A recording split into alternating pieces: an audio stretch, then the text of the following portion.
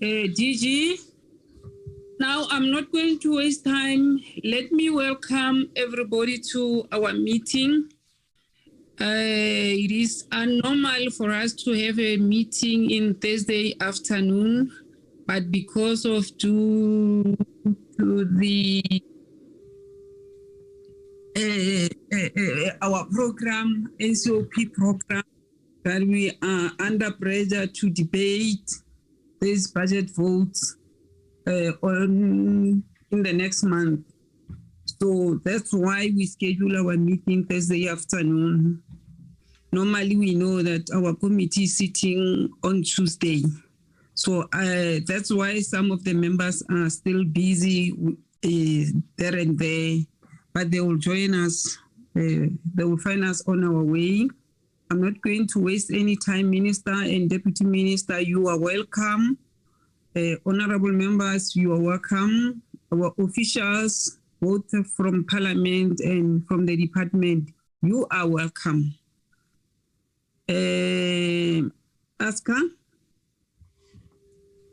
Chairperson, yes, Chair.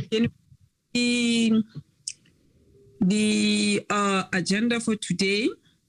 Today's agenda is the department's APP and budget, and then the adoption of the minutes and reports that's before the committee, Chair.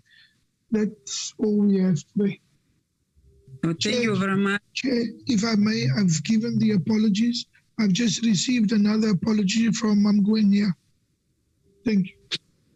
Okay, thank you very much.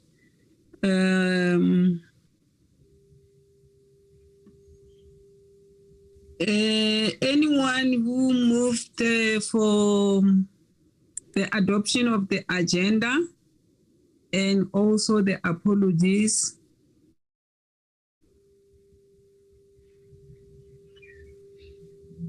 Oh no, before that, let me check from the minister. Minister, from your side, do you have any apology?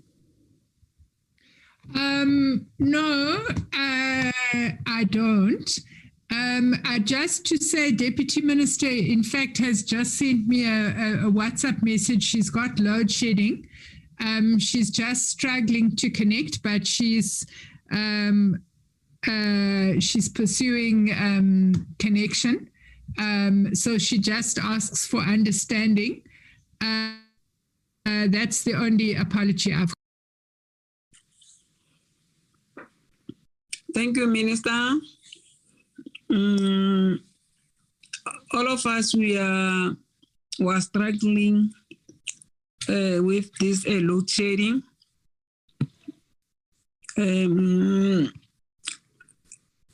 So anyone who can move for the adoption of agenda and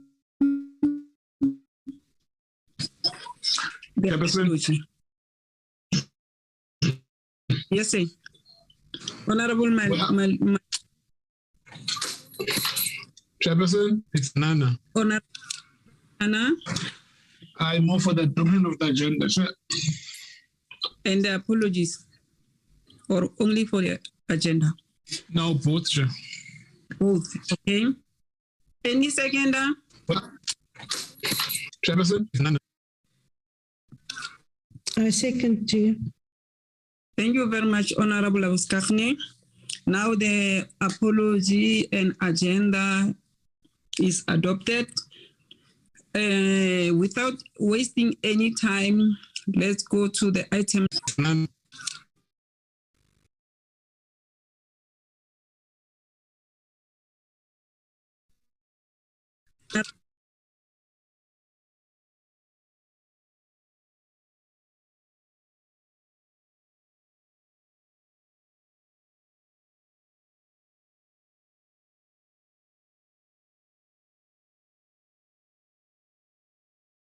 And then they will present, and then we'll take it back from you when everything is done from your side. Thank you very much. Thank you very much, Chairperson. And let me just, first of all, take this opportunity to extend words of solidarity and I think also condolences to honourable members who are from KwaZulu-Natal and also, of course, to members of the public who would be from that province and who would be listening to this portfolio committee today. I think that the events that have taken place there have definitely shaken all of us. And I think that as a department, we are obviously not in the forefront of the relief efforts, but I think it's important to say that at the moment, the one area that we are supporting our counterparts in KwaZulu-Natal, both in the provincial government and also at municipal governance level, is doing an assessment on the impact of the floods on the waste management system, and of course also the impact of the flooding on the difficulties that would have arisen with regard to marine litter as a result of the large volumes of waste that would have moved through the water systems and into the oceans. And we are currently doing an assessment on that, and in due course we should be in a position to interface with our counterparts on the relevant support they might need. I think it's also important to say, Honourable Modise, that of course there is broad recognition that this particular extreme event is a result of climate change. And as we know, the East Country to be wetter and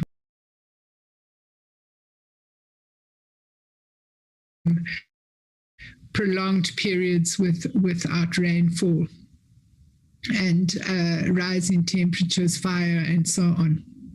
I think it's also important to say that both the province of KwaZulu-Natal and the city of eThekwini do have climate resilience strategies.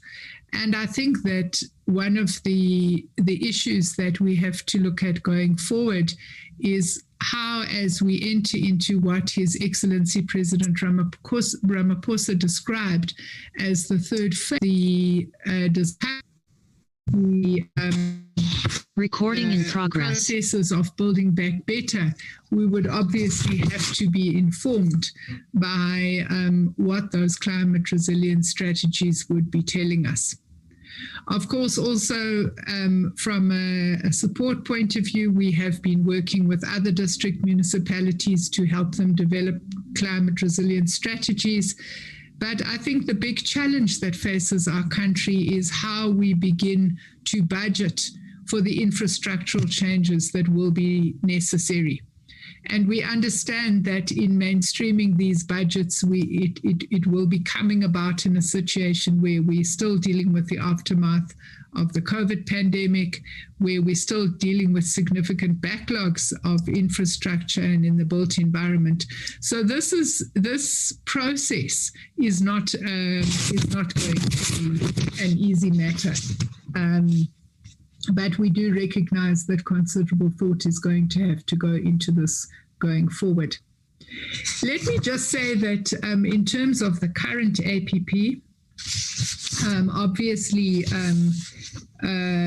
from the point of view of our synergy with overall government priorities, we are still interested in promoting good governance. And in this regard, we have struggled with our audit outcomes for many years, and we are continuing to work towards the unqualified audit outcome. We're also continuing to work towards a situation where we fill all funded posts on the establishment, and where we also make sure that we reach the target of 50% women in SMS posts and 2% of persons with disability. We have made progress in that regard. As you know, many of our senior management team are now women-led, but obviously we are not there yet. Of course, a lot of work has to be done in improving our environmental programs and making sure that we achieve our job creation targets. And I think that obviously as a department, we also have a number of commitments in terms of our international obligations relating to climate change, biodiversity, prevention of desertification, and also a whole lot of international protocols we are involved in the chemicals and waste sector. I've already spoken about the importance of promoting better waste management, and even without this particular situation in KwaZulu-Natal, we are working as a department to try and strengthen the waste management function in municipalities and in provinces, and to deal with air quality issues. And I think you know that we've been doing a lot of support work in KwaZulu-Natal in relation to some of the chemical spills that occurred there during the unrest last year. Of course, the other areas where we would be wanting to make sure that we do better relates to the pakisas, the ocean economy pakisa, the waste pakisa, and the biodiversity pakisa. These would all be areas that we would be prioritizing in this particular financial year. So allow me to pause there, Chairperson. I'm going to request DG. I don't think that this meeting is not set down for as many hours as the Portfolio Committee. I would want to suggest that you do the presentation at a high level, and then we move to the specific slides which the committee had asked us to focus on. There were particular slides that the committee, additional slides, and then the overview of the budget, rather than going through all of the targets. That would be my suggestion. And then we can obviously take input, and the team would be available to answer questions. Over to you, DG, through you, Chairperson. Thank you very much, Minister. Good afternoon, DM. Good afternoon, Honorable Chair and Honorable members of the Select Committee. I will then, as guided by Minister, take the committee through the overall at a high level. Nick, I'm not quite sure whether you are or Gift uploading our presentation.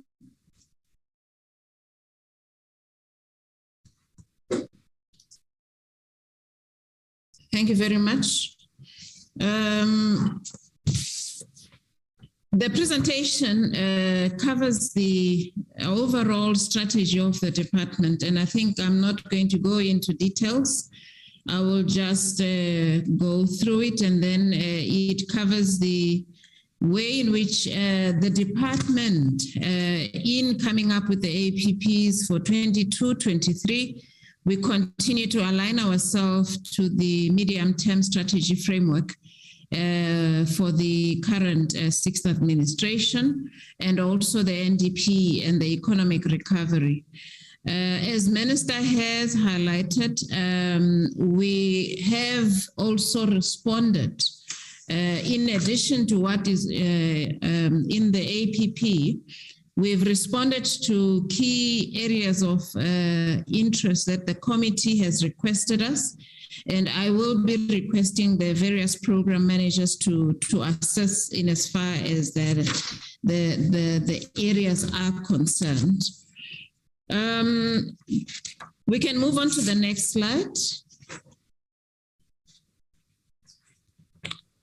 I think basically here it's around constitutional mandate and also the legislative framework and enabling that enables the mandate that we have as a department. We can move on. These are the various programs, and apologies, Honorable Chair and members, I think we have missed Program 8 and Program 9. Our APP focuses on administration, which provides leadership and also executive support, corporate services in the department. And we also have the legal and authorization compliance.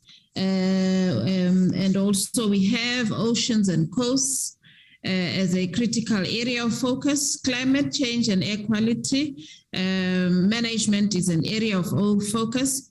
Biodiversity and conservation is quite, it's a critical area.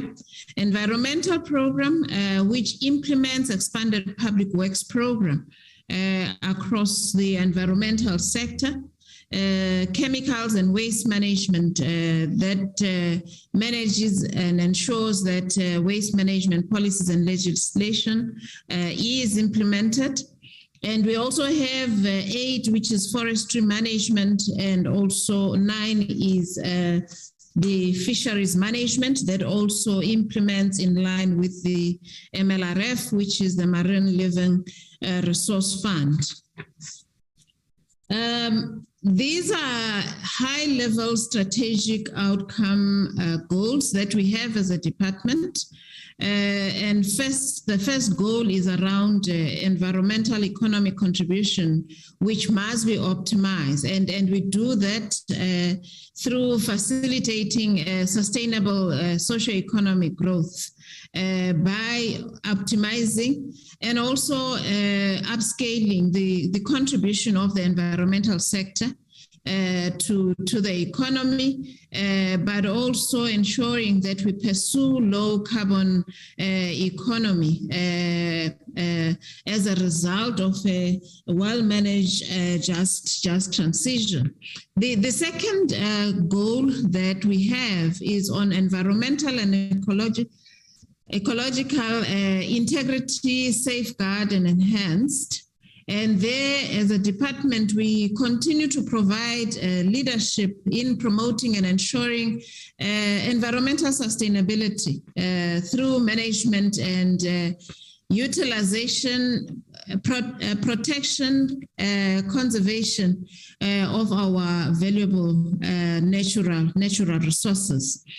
On socially transformed communities, as a department, we do have a responsibility in terms of facilitating sustainable economic growth and development through catalyzing and also upscaling contribution to the environment sector, but also managing transition, which requires strong institutional governance mechanism, which will then enable or create an enabling environment for stakeholders to contribute to transition.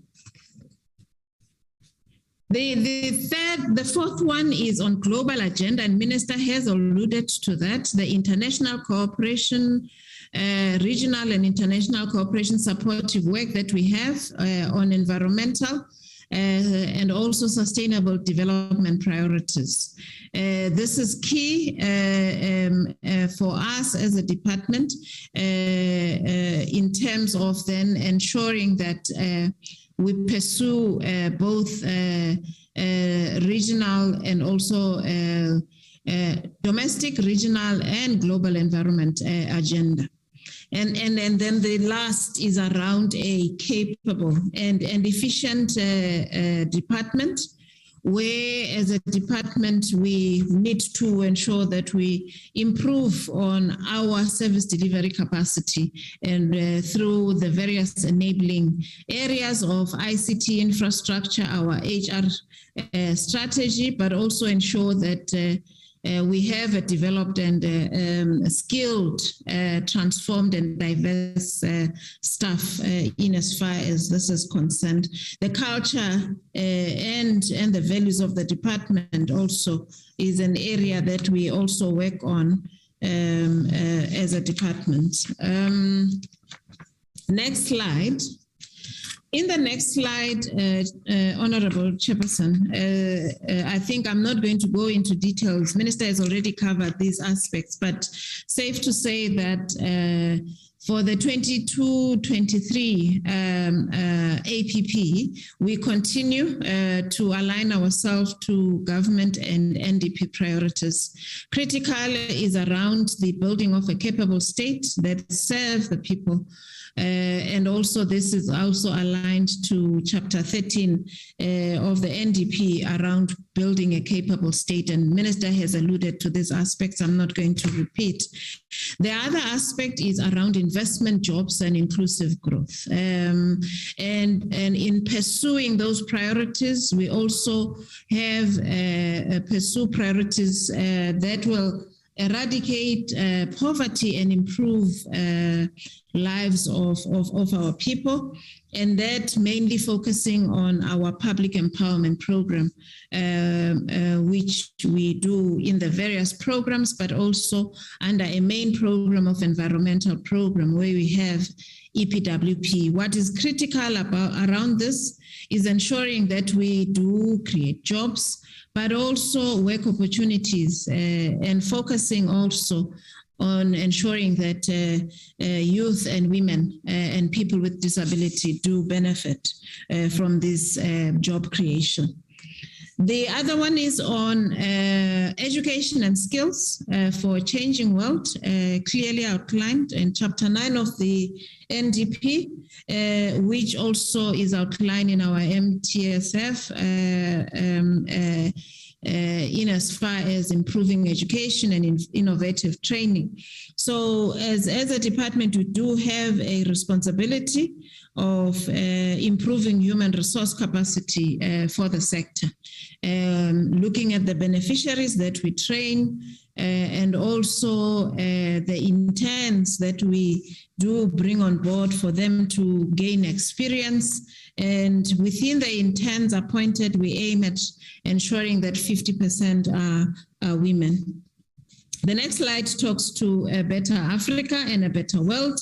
And also these are two critical priorities of also transitioning to a low carbon economy, where as a department, and Minister has alluded to this in terms of our work and the extent on climate change and ensuring that we have a climate resilient society. And this is going to be a very critical priority around ensuring that we implement climate change adaptation and also mitigation programs across the various municipalities.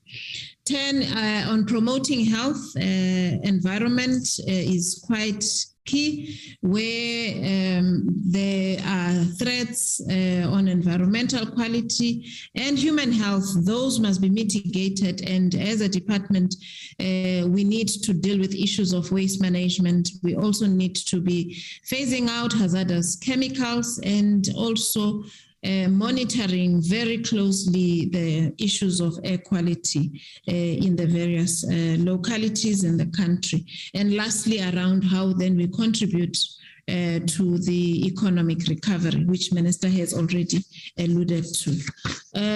Without waste of time, Minister, I'm going to request that Program 1, when you go to Program 1, we have our outputs there, and I think on slide 14, Minister has already indicated our focus on administration. As a department, we are qualified, so we are going into an element of ensuring that we focus on getting an unqualified audit. And we do that through, we have an audit action plan, which we are working on, but also we need to be improving internal controls in order to deal with all the issues that have been raised in the previous years on our audit, which has resulted in qualifications. Expenditure management is also critical. and effective turnaround in terms of service delivery, ensuring that we fill our vacancies within stipulated timeframes, and also having our SCM procurement process being done within stipulated timeframes, even paying service providers as regulated. Minister has alluded to the issue of employment equity. When you get to the next slide, it's outlining then the outputs of the department in the key outcomes, where we're looking at external audit opinions. That's what we're aiming for, an unqualified for 22-23. And also we need to be improving on efficiencies on our budget spending. We have set ourselves a 98%. When you get to the next outcome on socio-economic and transformation, it's around achieving 65% of overall expenditure from the BBB compliant, and 30% of that expenditure must be from companies that are owned by women, at least 51% ownership of women. The next is around the capacitation and also issues of representation of women. We currently, and Minister has highlighted that we're doing our level best. Executives, DDGs, almost all of them are women. However, at SMS level, we are still lagging behind. I think we're sitting at around 45 or 44. We are going to aim for 47 with an accumulation by the end of the term of 50%. Also on disability, it's going to be 1.8, which will then accumulate to 2% at the end of this administration. We must have achieved 52%. These are the intents which we are going to be bringing on board.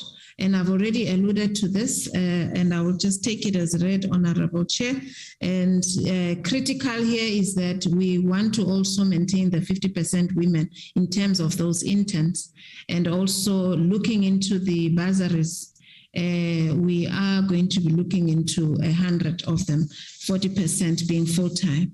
The next slide talks to the service delivery standards applying across the department of paying our service providers within 30 days.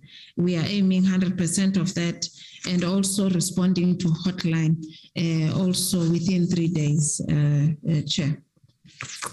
Coming to the second program, I will then also just flag at a high level in terms of the areas of focus, where we would want to implement our national environmental compliance strategy.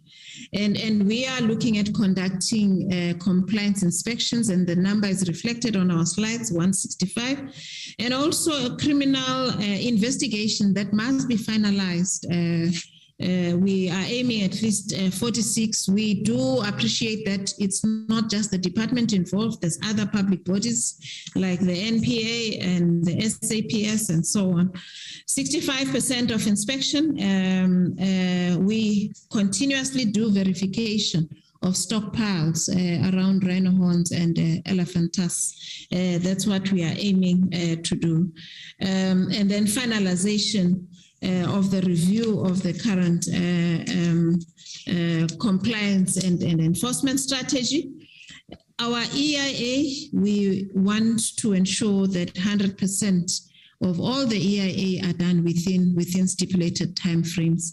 And in areas where it is SIP related projects, we are actually aiming at a shorter time frame, which is outlined clearly in our presentation. Energy generation, monitoring energy generation applications, and also effective legal support. Chair, with your permission, I will take the targets and outputs as read. We can move because then the next slide talks to the actual targets that are informing the critical aspects in as far as the priority focus are concerned for that program. Can I request that the head of branch 2 takes the committee through this area? It's a critical area of interest that the committee requested that we also cover. DDG, Vanessa, can you take the committee through? Thank you very much, DG. Good afternoon to honorable members, Minister and Deputy Minister, DG, and other colleagues on the line.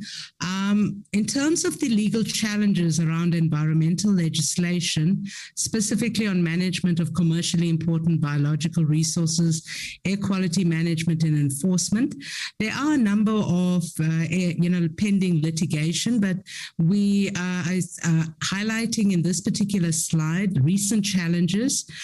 Just to get the committee an idea of some of the areas, that we are being challenged on.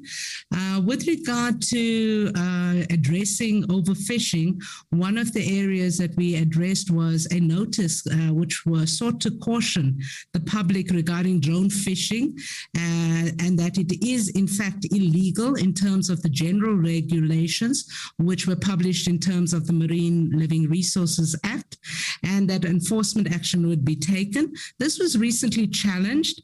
However, the challenge was dismissed by the court, and the court upheld the interpretation of the department, which was that it was in line with the regulations, and the notice merely sought to caution the public in this regard. In terms of the total allowable catch allocation, this was also legally challenged, and the challenge that was raised was that it was unsustainable and that the allocation was not informed by science. The court did in fact direct that total allowable catches must be scientifically considered, and any deviations from the scientific recommendations must be sound. The total allowable catch for the 2021 was set in line with the criteria of the judgment. However, the fishers lodged a complaint that this TAC was too low. The minister then sought advice from the Consultative Advisory Forum, which recommended an increase of the TAC, but that it be reduced in the near future. And this recommendation was implemented by Minister in line with the advice of the forum. We also recently had a High Court challenge ruling, which challenged the fact that the regulations giving effect to the Highveld Priority Area Plan was not in Mpumalanga, was unreasonably delayed. The court made a ruling that minister must finalize those regulations within 12 months of the order. In fact, those draft regulations have already been published for public comment on the 11th of February 2022, which commenting period closed on the 14th of March 2022, and the department plans to finalize these regulations before the end of the year and is in the process of considering those comments. Thank you, DG. I believe that is the end of my slide. Thank you. Thank you very much, DDG. I will then cover the priority focus on our APP in terms of the program 3. The first is on the Oceans Economy Master Plan. And this is in the process of finalization. And during the course of the year, we would want this to go through the cabinet system and be approved by cabinet, but also look at an implementation plan that will focus on interventions that will have to be implemented. The other area which we're focusing on oceans and coasts is the implementation of National Oceans and Coasts Water Quality Monitoring Program, where we will then be looking at about 30 priority areas and also the four coastal provinces. The other one is on implementation of estuarine management strategy, priority intervention. We're going to be looking at those 4 areas highlighted there.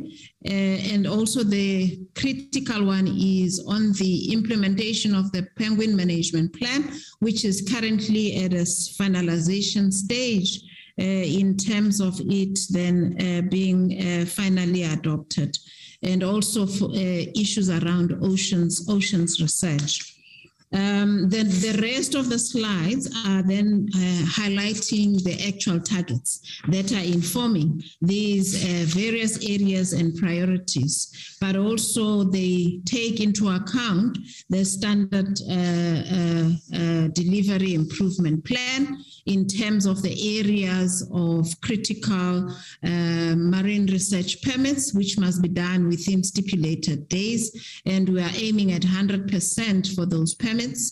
And also the off-road vehicle permits within 90 days, and the dumping permits being finalized within the stipulated timeframes, and also looking into permits for activities within your marine protected areas as the standards that we are aiming for.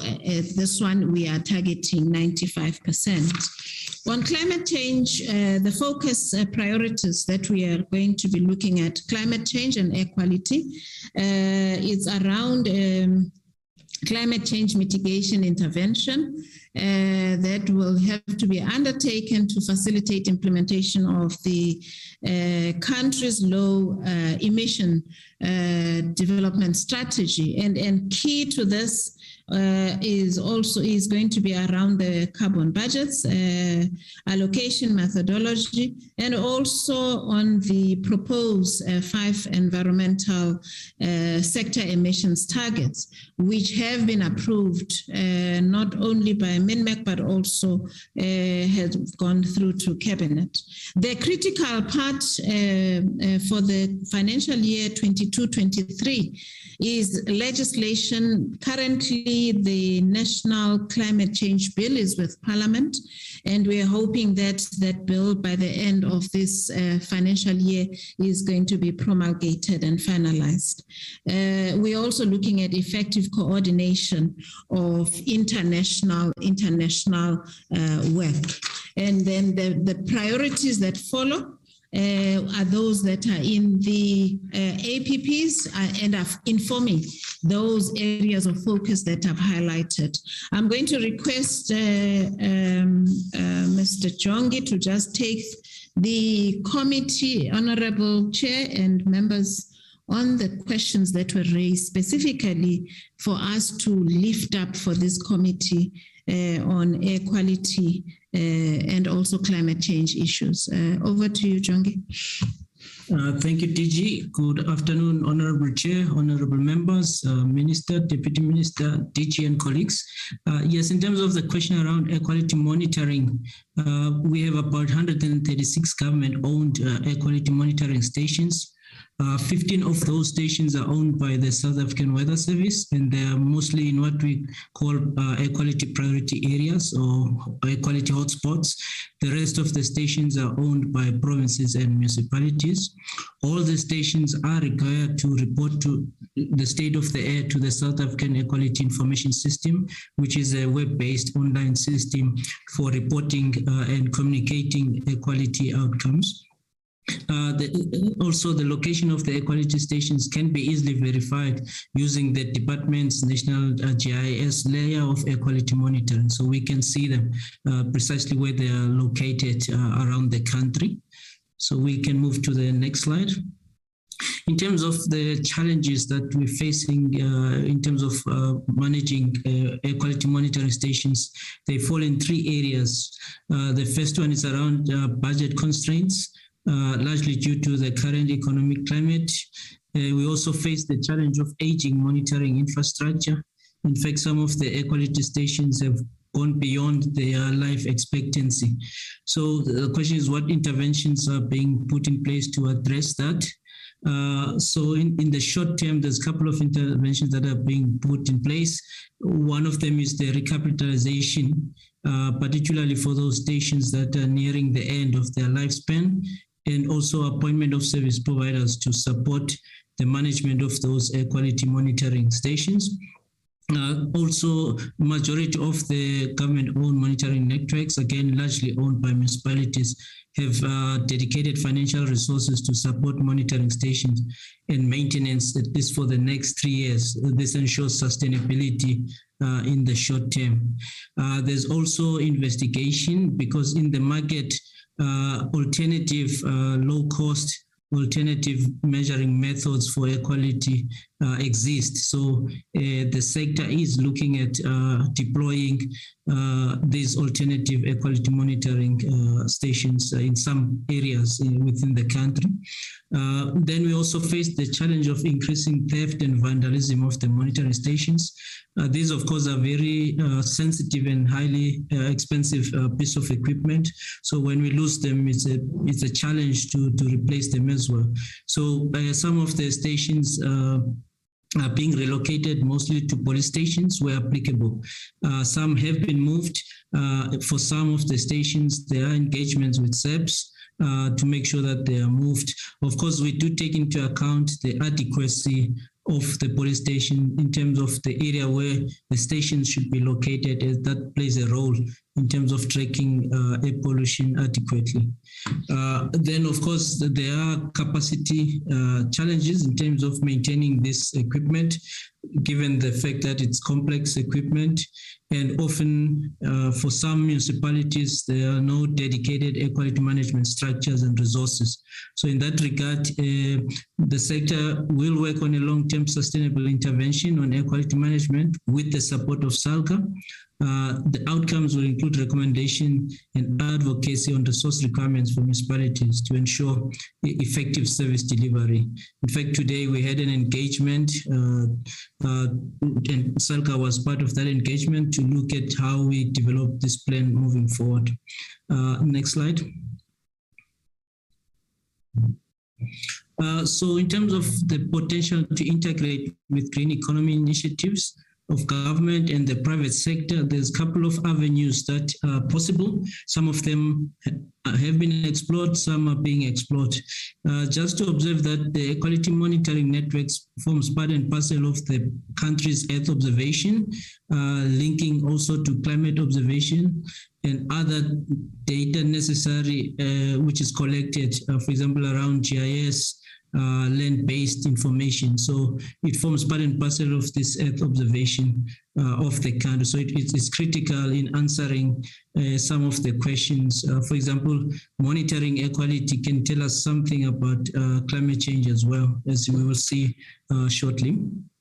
So air quality monitoring station can also provide research, awareness, and knowledge management tools to measure green economy initiatives, such as, for example, in the case of the urban spaces where green initiatives are being implemented, like green transport strategy. Implementation of those interventions can actually reduce air pollution, and air quality monitoring can assist us in tracking that easily. Also, air pollutants are also short-term climate forces. In other words, they have a short time horizon in terms of their potency to climate change, roughly about 20 years. And therefore, they are important because at the moment we are at the extremes of or tipping points of the climate change. So air pollutants are being seen as a danger in terms of tipping us over those thresholds. So therefore, it's important to monitor them and also understand their contribution as short-term climate forces. So this is something that in the country we are doing at the moment, working closely with the South African Weather Service, where we monitor pollutants such as black carbon, which are very strong climate forces as well. There's also an assessment that is being done at the moment in terms of the just energy transition, or the JET commitments and undertakings that have been made by ESCOM and SASO, and how we can integrate air quality monitoring to assess the efficacy of such interventions. Obviously, when you shift away, for example, from coal and other sources of air pollutants, we will be able to monitor the extent to which the quality of the air changes in that regard. So it's important that we can see how we can factor air quality monitoring in those interventions. So we can move to the next slide. So this is in terms of the Paris Agreement and its implications, particularly for the land sector. So an important aspect of the Paris Agreement is that it calls for a balance between anthropogenic emissions by sources and removals by sinks, as we address, a shift away from high greenhouse gas emission releases, especially in the second half of this century. So this is actually talking to achievement of net zero. That's the balance where it's being referred to in the Paris Agreement.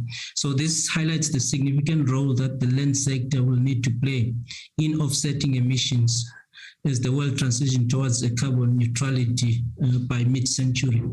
In the South African case, a recent study done by the National Business Initiative shows a couple of implications for South Africa, particularly in the land and agricultural sector, whereby earnings and especially livelihoods related to farm workers and timber plantations, as well as food availability that is at risk, particularly for the Western and Northern Cape.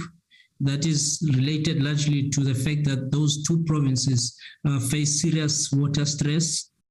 And it's worth noting that those two provinces actually account for 95% of South Africa's deciduous fruit exports, 25% of national agricultural earnings, and 35% of national agricultural employment.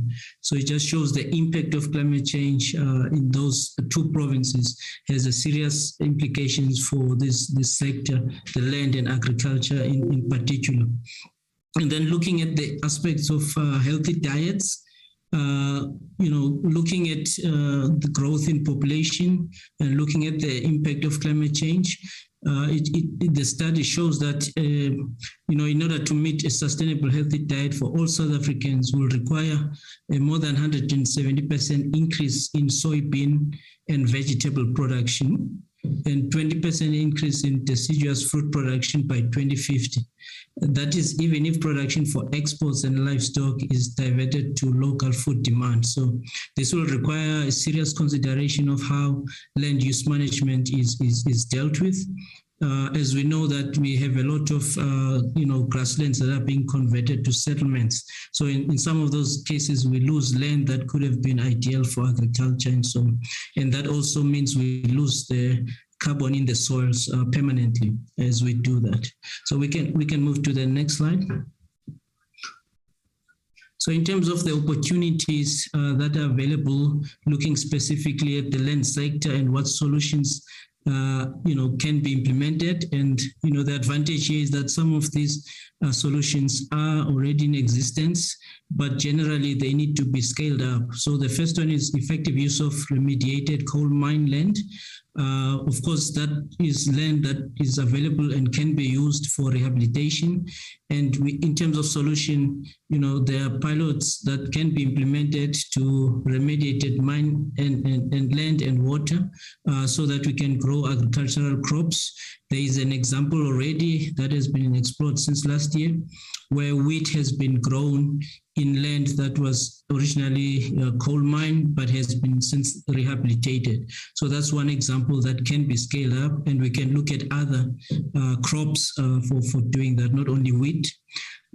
Also, in terms of something that affects both adaptation to climate change and mitigation of climate change is what we call climate smart agriculture, where we expose especially small-scale farmers to cropping and agricultural practices that will allow them to cope with the changes in climate, but also practices that ensures that the manner in which they manage their croplands does not realize greenhouse gas emissions. So in South Africa, we have had a lot of implementation of climate smart agriculture led by Department of Agriculture, working closely with Agricultural Research Council and the South African Weather Service. Again, this is an initiative that needs to be scaled nationwide, and the means and also the approaches to implementation have been developed. It just needs scale up. And also another opportunities around climate early warning systems. In this case, there's a couple of solutions. Early fire detection and management systems installed for purposes of forest management. As you know, especially in the southern coast, this is the biggest risk. But also we look at automated weather stations to monitor lightning and heavy rain, because that also has serious implications, as one has seen as well. But that also has implications for land, because lightning can also trigger fires which can destroy forest land. Another opportunity is the use of market-based instrument to stimulate implementation of land-based activities. So here in South Africa already we have what we call the carbon offset scheme, which forms part and parcel of the carbon tax. This scheme is administered by Department of Minerals and Energy. And in that scheme, companies can offset some of their emissions by investing in forest stewardship programs where there's afforestation and reforestation of land. So again, this is an area that can be looked at for scale up. And also protection of soil integrity and water resources. Here, the use of alien invasive species once harvested for the purposes of green electricity and heat generation is something that has been explored and can also be, scaled up. But at the same time, this alien invasive species can be used to produce what we call biochar, which can be then again be fed into soils as an amendment for rehabilitation, because that improves the organic qualities of the soil. So these are the opportunities and solutions that most of them are already in place, but require scale up. So that was my last slide. Thank you, DG. Thank you very much, Honorable Chair. The next program is Program 5, Biodiversity and Conservation. In our APP, we have key focus areas in terms of priority.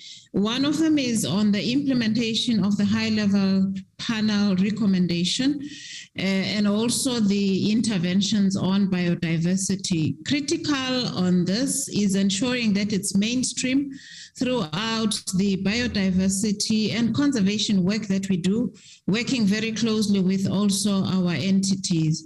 But we also are looking at a white paper on conservation and sustainable use, which is currently on its route to the cabinet process, and of which, upon being approved by cabinet, it will go out for public consultation and the processes will follow thereof.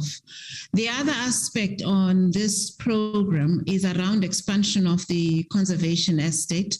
We have set ourselves a target in terms of the number of hectares of land that must be added to conservation estate. And we're also looking at the other priority of effective protected area management. And as a department, we are going to be focusing on overseeing implementation of management improvement plans of the various management authorities that we have in the country, where they are implementing these plans towards improvement of protected area. And we do use a MET system and also ensuring that they achieve the required score in as far as MET is concerned. We do have, Chair, I think at the end of the presentation, the meaning of some of the abbreviations that we've used in the presentation. The other aspect is around implementation of biodiversity economy program. Obviously mainstreaming your HLP, but also programs that will ensure that as a department, we contribute to jobs and skills and also community development in as far as biodiversity is concerned. What will follow, as I have been highlighting even on other programs, are the actual targets, which then are aligned to these broader priorities that we have covered in the priorities of program 5. The next program is then on environmental programs. Environmental programs, in terms of the focus areas, this is where our public employment happens. This is where environmental program, infrastructure program is implemented, and the issues around job opportunities, and also on the various NRM programs, like you're working on fire, working on water, where there's a lot of opportunities in this program in terms of employment creation. So that is a key focus in as far as this program is concerned. But added to that, it's elements of also training in as far as environmental awareness is concerned. The other aspect that we are highlighting, Honorable Chair and members, on this program, this is a program that has contributed to us having negative audit findings. And in as much as we are going to be focusing on core responsibilities around public employment, at the same time, the program needs to deal with certain weaknesses and controls that have been identified for us to improve in our audit findings moving forward. One critical aspect is around effective project planning and implementation that requires that we do ensure that we implement our projects, and our projects are done within budget and within stipulated timeframes, and they are indeed completed. So that effective project management planning will be a focus area. The other one is mainly around paying service providers, and I think in as much as this is critical for the overall department, it is impacting most this program, given the various service providers and also the various queries that we have had in this implement. So we have a plan of ensuring that we regularly and effectively engage on these and resolve these queries and support the various service providers that we are working with in as far as these programs are concerned. So, and as you go into then the details of the APP, which I'm going to take as read, we then stipulate the various outputs that we have set ourselves in our APP in order to ensure that we achieve the key priority focus areas.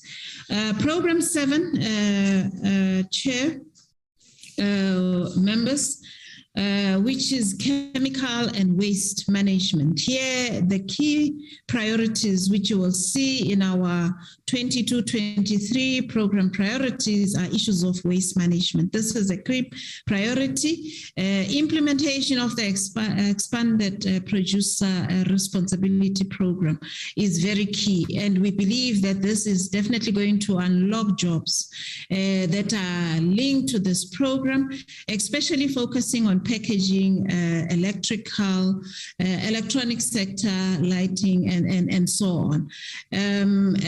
We are in a process of this implementation, and we are hoping that we are then going to be accelerating the implementation of this EPR in the current year.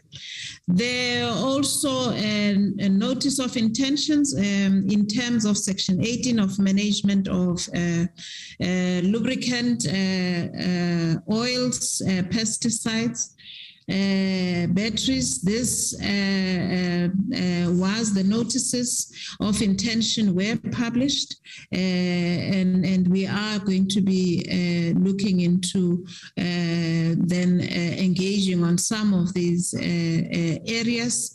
Looking at waste diversion, here we are looking at working very closely with various industry players in as far as paper and packaging, e-waste, and also lighting and waste tire diversion, and trying to improve in the manner in which we implement some of these interventions. Section 29 plan is very key in the year of 22-23, and it is in our APP, where we would want to look at the publishing. This plan has been published, and we've recently just closed the plan for public comments. It will then go through the processes until it is finalized, and this focuses on industry waste tire management. We're looking at having this done in the current year, and even prospectively looking into a tender process that is going to appoint the implementer. At least we must start on those processes before the end of the year, the plan having been finalized during the course of the year. Efficiency in as far as water management licenses that we issue as legislated within required time frame, we're aiming at 100%. We do realize here, Chairperson and honorable members, that there are certain dependencies that we have.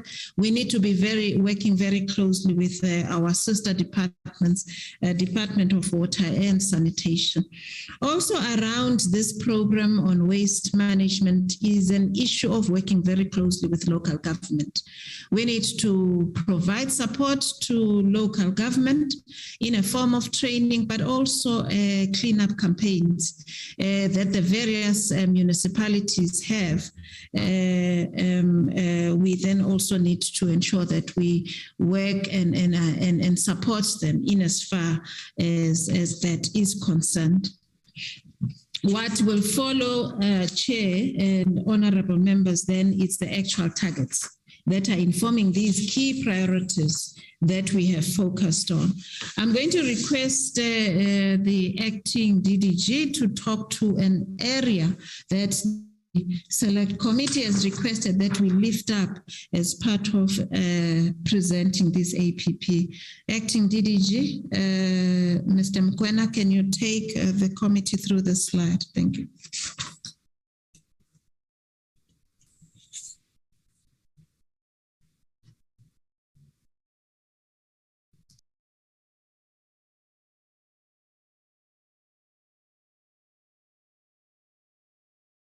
You are muted, Tate Mkwena. You are muted. Please unmute.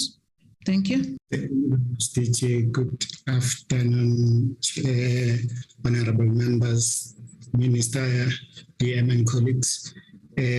On the challenges related to waste management and the potential to integrate the competencies with green economy initiative in government or private sector, we have looked at a suite of options of challenges. For instance, the need for increasing waste collection, which is waste services in municipalities, because these vary from one municipality to the other in terms of either the size of the municipality or the capacity in terms of availability of the equipment to do the actual waste collection. In some cases where there is informal sector participation, it helps because they also get involved in the collection, which assists the municipality.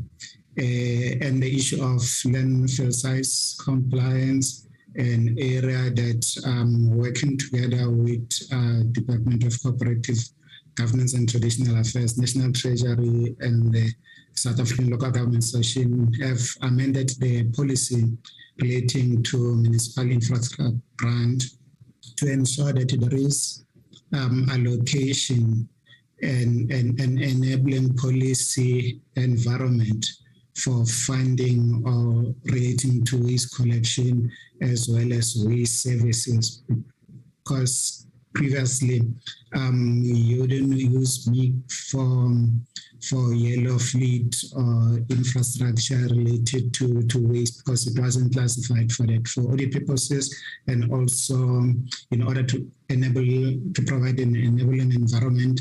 There has been revision of the policy to allow for inclusion of the yellow fleet in the list of items that can be procured by municipality using the NET grant, which helps quite a lot from financial resources point of view, and at the same time, equipment that is quite critical for waste collection.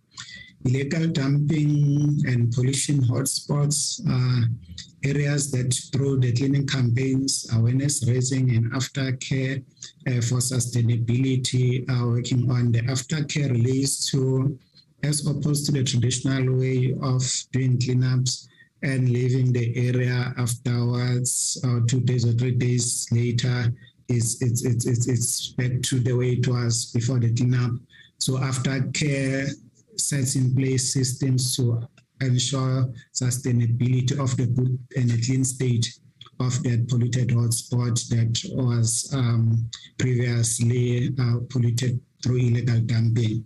And the removal of the illegal dumping, we're looking at a mix of options that include also, as part of the aftercare, to say, if you remove the illegal dumps or litter and leave it like that, chances are that people who were dumping waste there will go back if they don't see any activity. But through the creation of parks in an area that was previously a pollution hotspot, you are able to prevent illegal dumping because there will be an activity, and at the same time the activity is assisting towards greening and benefiting the community as a recreational side.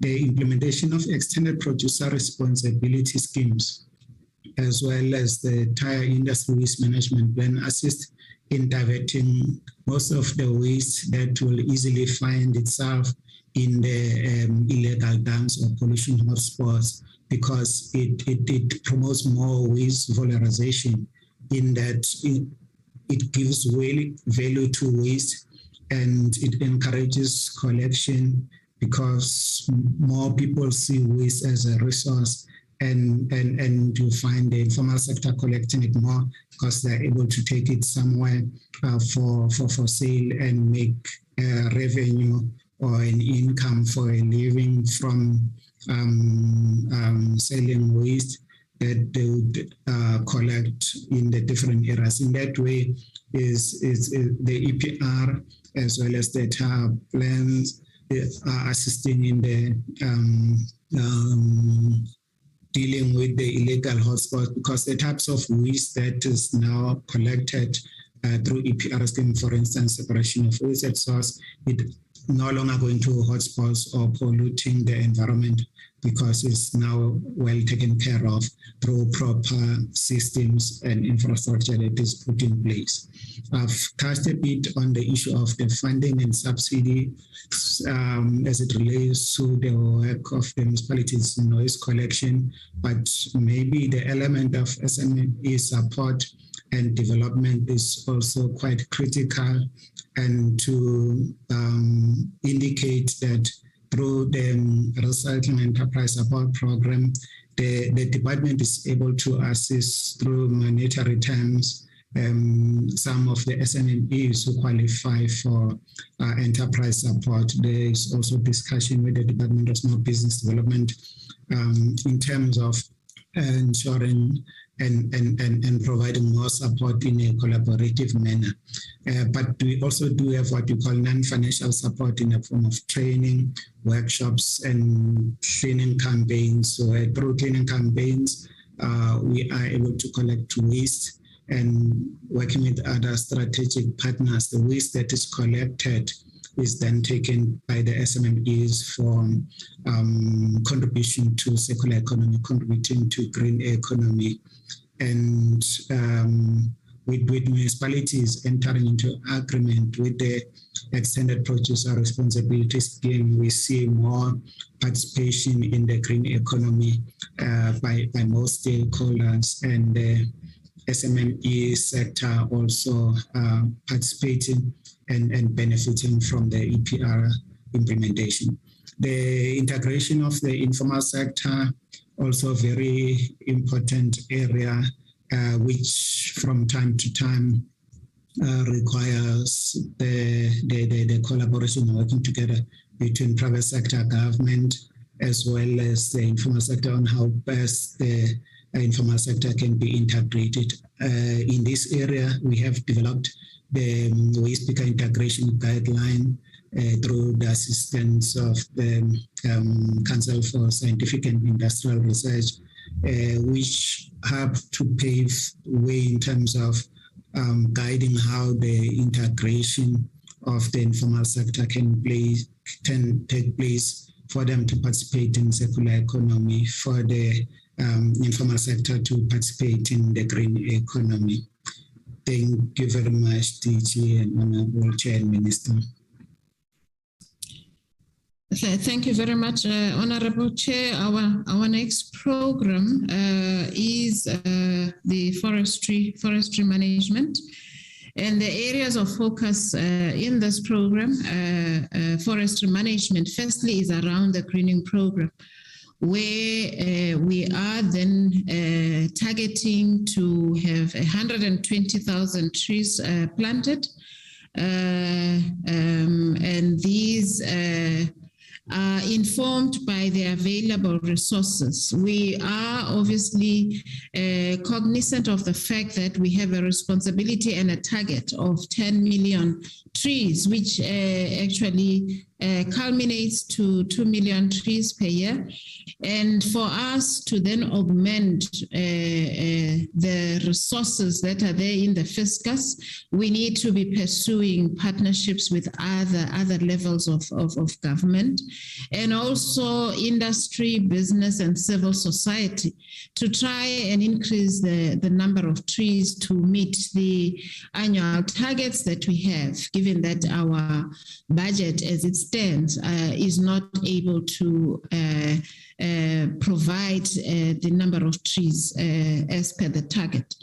The other area, and this area Minister has already alluded to, around the implementation of the Forestry Master Plan.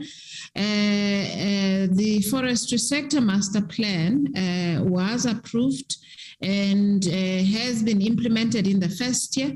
We just need to now accelerate, bringing on board capacity that will ensure that it is accelerated, and also all the stakeholders involved, labor, industry, and also the government departments that are supposed to be assisting in certain enablers in order for us to implement the different focus areas. We then need now to be accelerating in as far as the master plan is concerned. The other one is around plantations. We are looking at 4 plantations handed over to communities, and it will be done through your community agreements.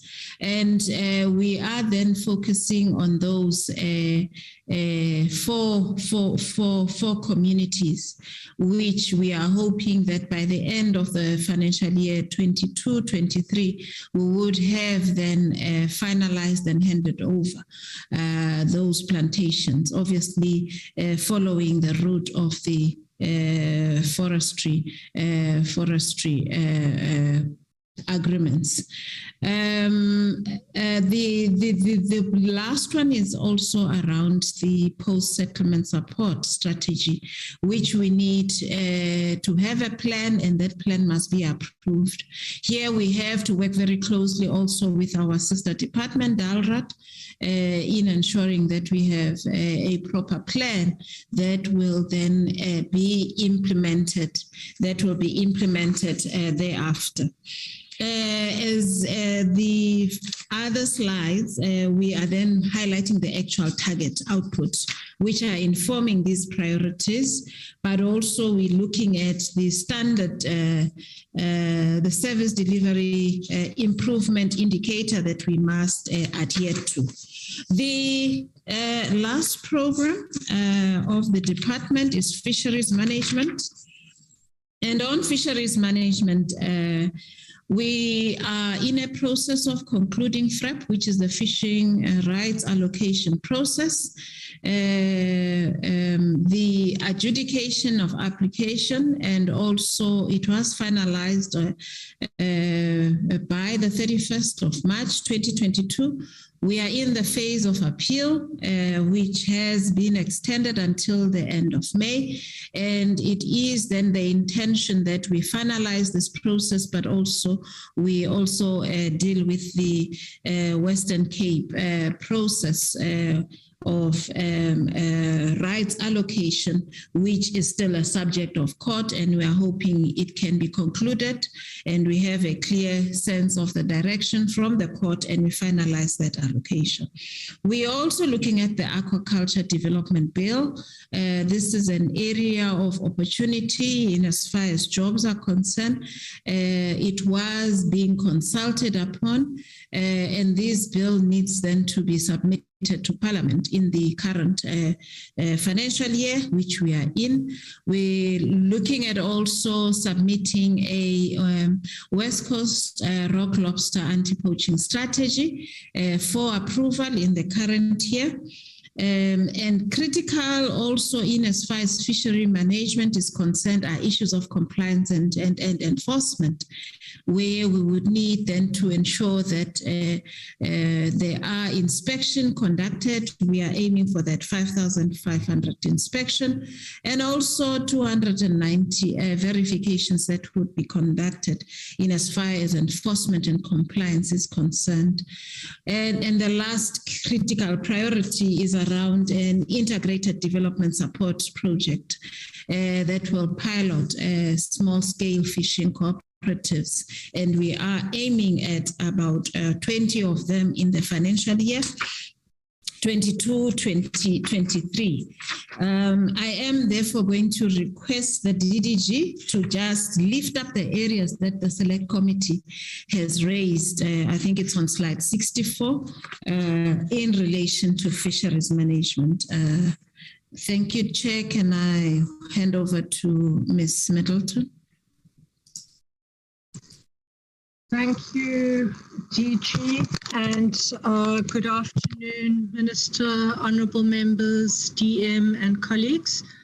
The Select Committee highlighted 3 issues for a more detailed response. The first one is on the small-scale fisheries allocation of fishing rights in the Western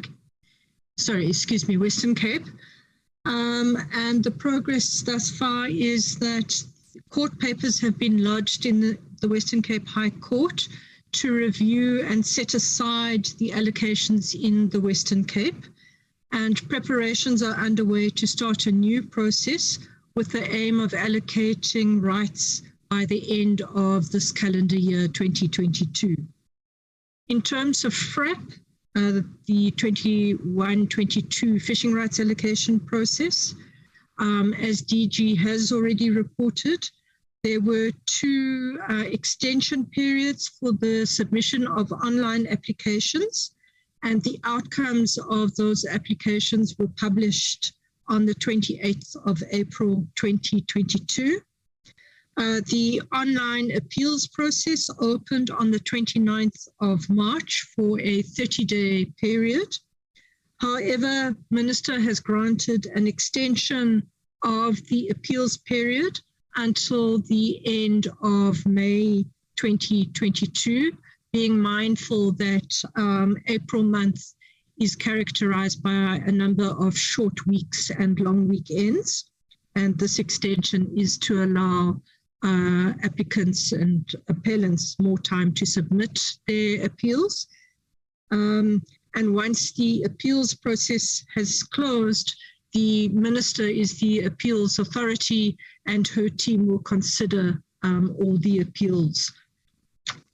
And then the committee also asked for an update with regard to the small-scale aquaculture development program.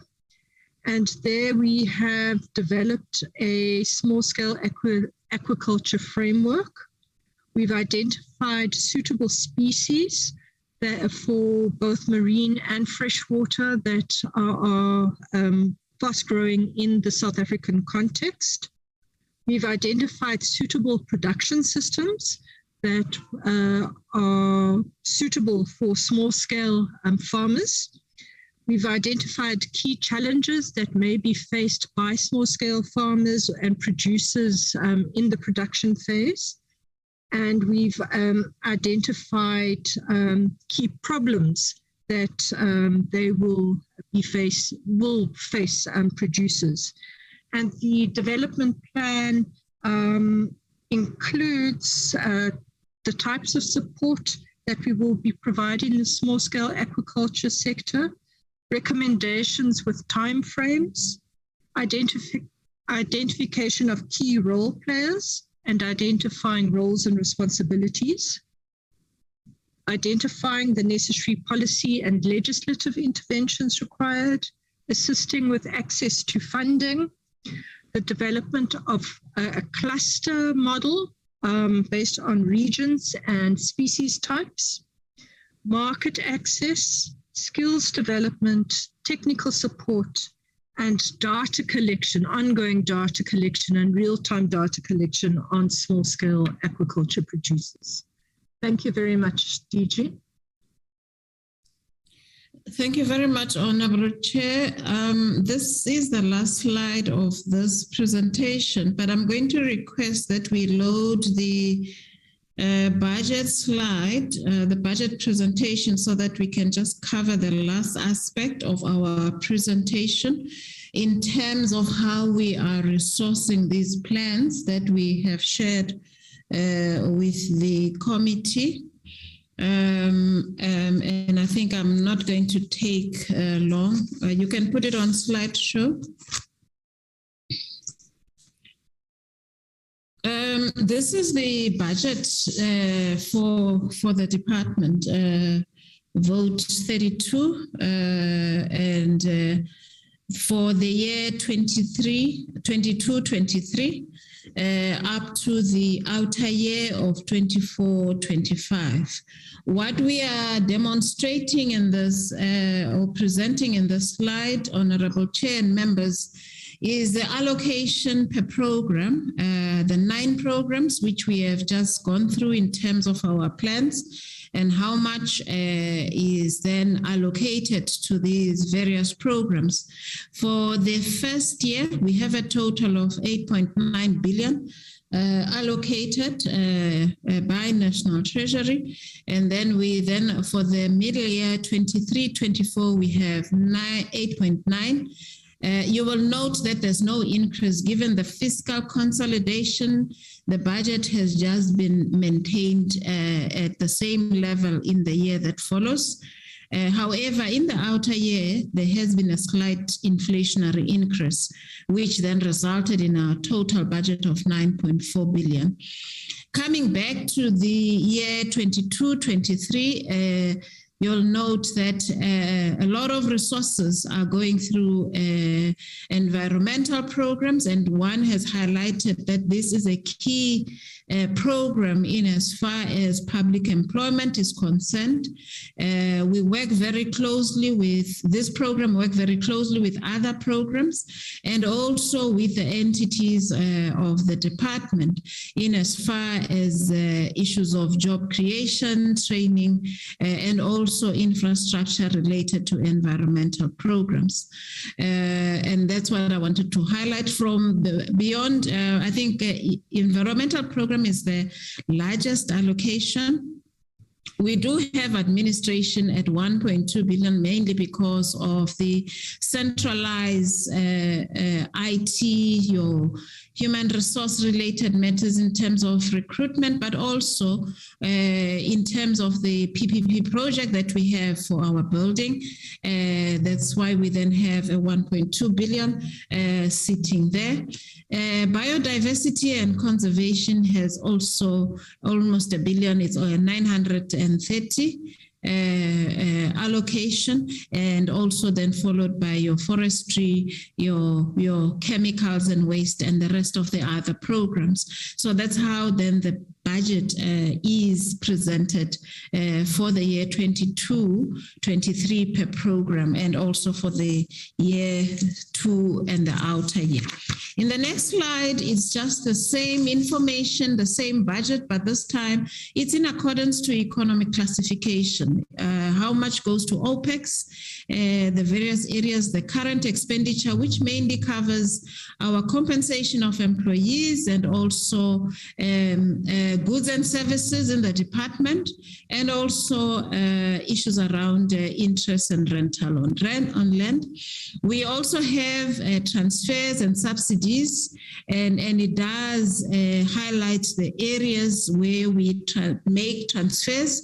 The departmental agency is the largest transfer that we make, given that we need to be supporting our agencies, given that they do provide also, the services that they provide to a certain extent also is a public good. And then we have payment of capital assets, as I indicated, our building, and also machinery in terms of tools of trade for the various staff members in the department, and issues of software and intangible assets. So that's how then the economic classification is broken down of the budget of the department, and which amounts to 8.9 billion for financial year 22-23. In the next slide, Honorable Chair and members, we are also, as I indicated, just breaking down the entities that we have and the various transfers, which I have already indicated in my previous slide of economic classification, that we have to then support them, given that they do provide a public good as part of their services. And those are the various breakdowns for the South African national parks, 514 million. The Sanbi entity is 493 million. SOURCE, which is your weather services, 402. Isimangaliso is 145, and we also have the MLRF, mainly operational cost there, which is 316. And then we do also have a contribution to the national regulator compulsory specification, given that we utilize their service, which is a government entity. We've classified it, but we only transfer about 13 million. The next slide just breaks down a critical aspect on EPWP programs and allocations that we've made to the various entities and what those programs are. So we have your infrastructure programs, which are EPWP related, your biodiversity program, greening open space, and also people and parks programs, and also issues around environmental monitors that are there in the parks. Also, in as far as the NRM, your EPWP programs, those are the various list of EPWP programs that we have funded the various entities on. You will see that on Groen Sebenza, which is an NRM project, we have, these are graduates that are then employed to be given experience in various work. We've given about 100 million Sanbi has, and also Isimangaliso. Critical also to highlight is around infrastructure support. I think that is in the next slide, where we have also supported the various entities on additional infrastructure in order for them to improve on their maintenance of infrastructure, which will at the end also improve on their operations. So we have allocated on biodiversity infrastructure for Isimangaliso and Sun Parks. So that covers how much the entities are actually going to get from the department, and the rest will then be funding. The rest will be funding the APP programs, which we have already outlined. Thank you, Minister and DM. Honorable Chair, this brings us to the end of our presentations. Thank you. No, thank you very much, Minister and DM. Let me officially welcome Deputy Minister, because the time when we start the meeting, she was struggling to log in. We did receive your apology, DM. Minister, put your apology. Now, Minister, do you want to say something before I can give to members?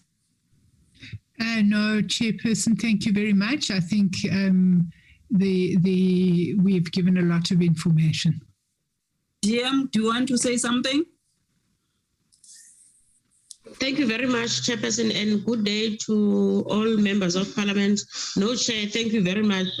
As Minister has said, I think I joined when the information was given to the committee. Thank you very much, Chair. Thank you. Yeah, honorable members, let me welcome the presentation from the department. And now it's our time to ask questions to the department. I'll see by hands, or I'll call you one by one. Or if you don't have any question, it's still fine.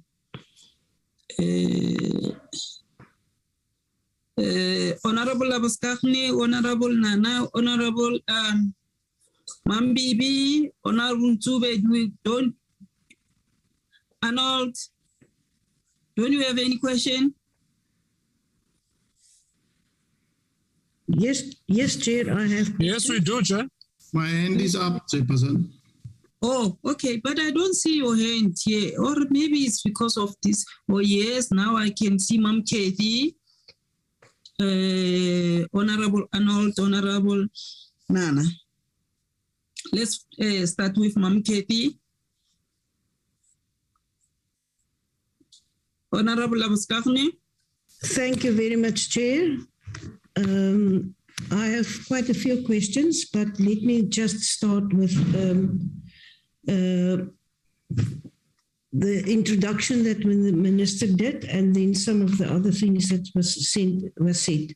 On page 8, the influence of a court case on the just transition with regards to low carbon emissions. I would like, the Minister gave us some input there, and it was part of that, of a further presentation. But then if we go to the air quality maintenance on page 36 and page 37,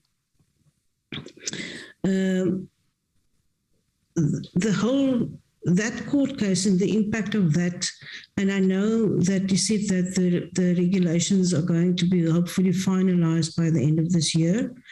Do you foresee that there will be a big influence or a big impact on local governments as is? Because as we've seen in the presentation, there's a lot of things where the provincial parliament or provincial parliaments and the national parliament departments is trying to help and support, as you've listed there, to help local governments in that.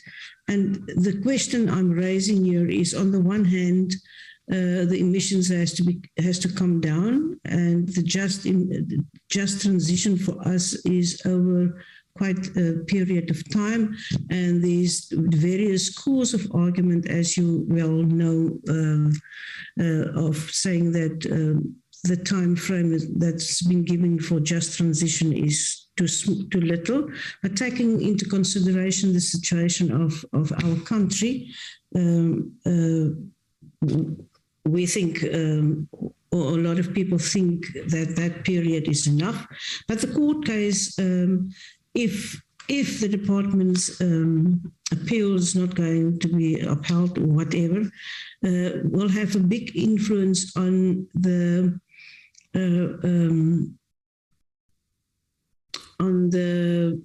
sort of setting the rules, but then enforcing that. And those enforcements will, who's going to take responsibility for that?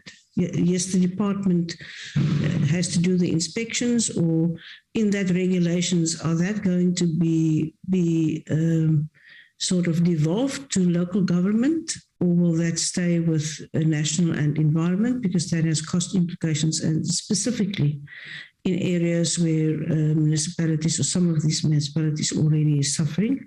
So that's one thing. Then I would like to know on the waste management, the policy that's been changed to include the green, the yellow fleet for the MIG funding, or is that a must or a may for municipalities? And if it's a may, are there a certain procedure or processes that these municipalities has to follow to be able to make use of that funding? Then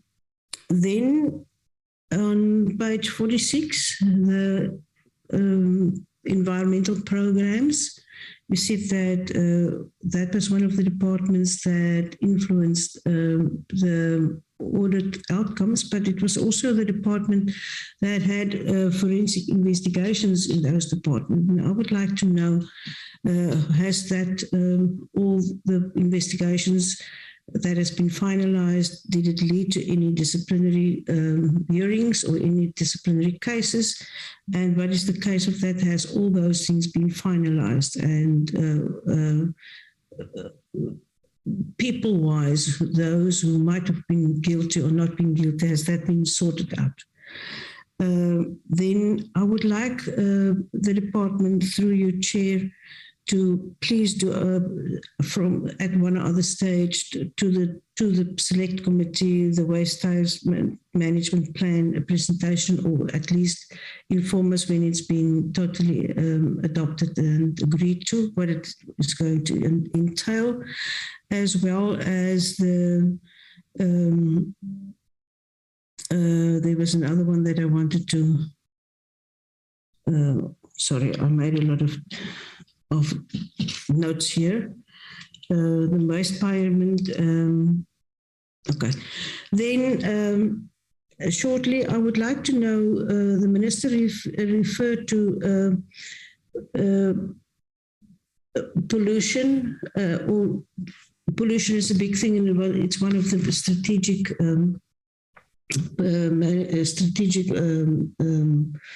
goals. But do we look at pollution in rivers as well?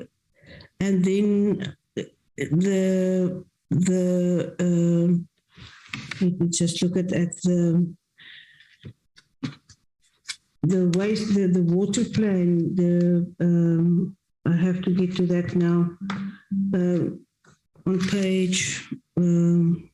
The 5 strategic water resources that's been sort of secured, does that include specific rivers that is now very polluted or not? And then I would also like to know the one Ramsar site that's been referred to in the APPs, which one is it? And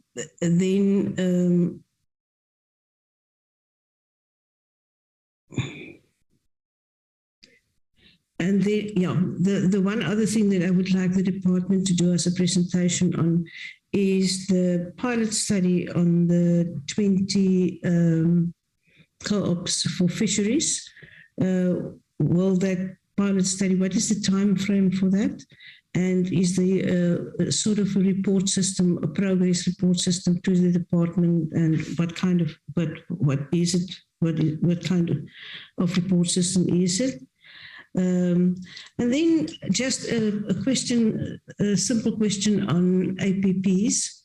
I see that very often the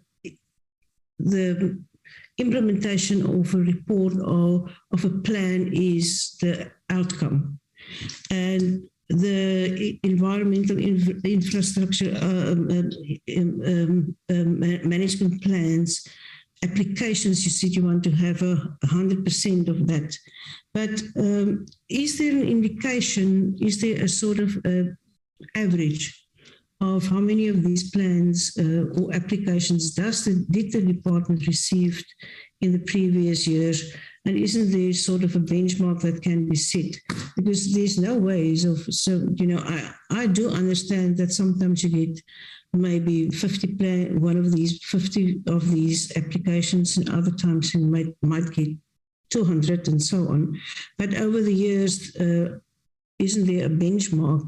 Because just to say 100% every time it's a little bit difficult to keep up with that. And then I would like to know on the payment of 30 days for from the department side.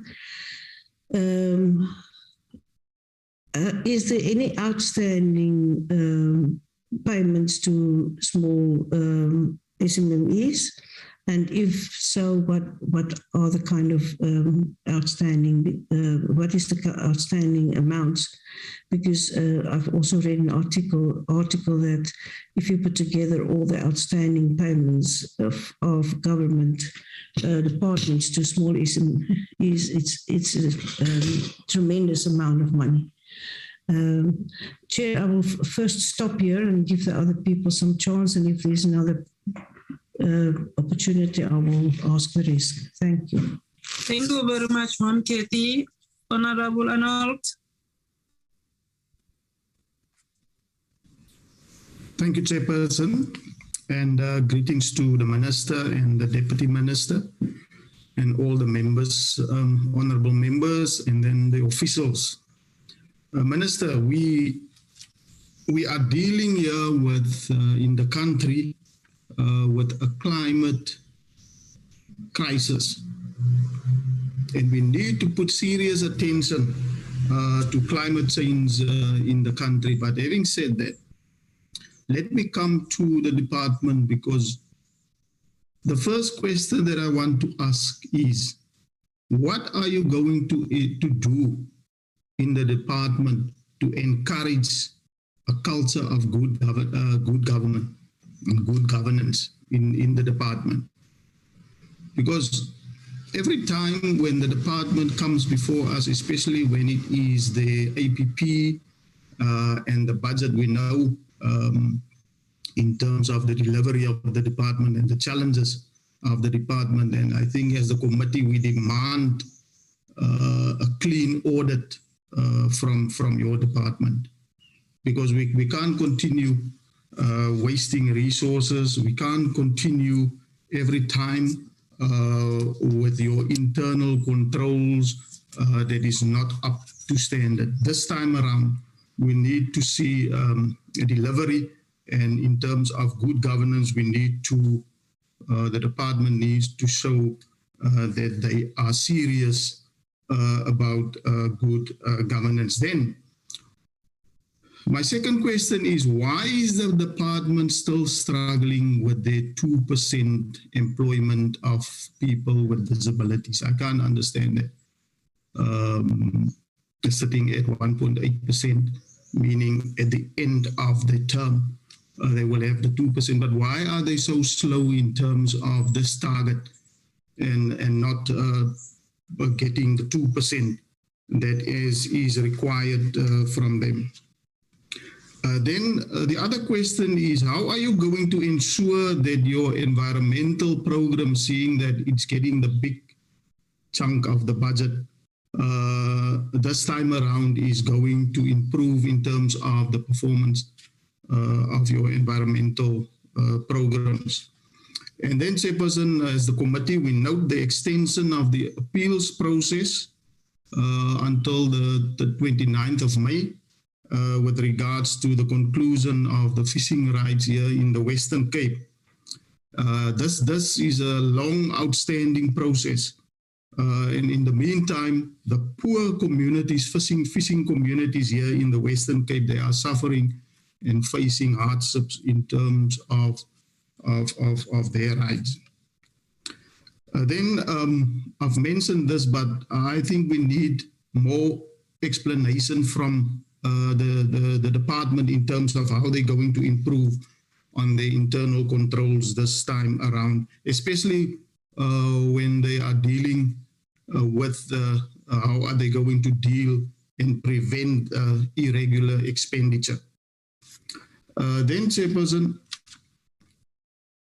I think also the department needs to come and give us the assurance now in terms of how are they going to ensure that their branches, and we know some of the branches, they know who they are, this time around will perform optimally and functionally. Then, Chairperson, there's a 1.8 billion allocation to public entities in the budget of the department. We know we are spending and giving a lot of resources and funds to public entities. Can we just check with the department in terms of their turnaround plans to be financially sustainable? Is there a plan? And by when can we expect these entities to be financially sustainable? That is my questions for now, Chairperson. Thank you.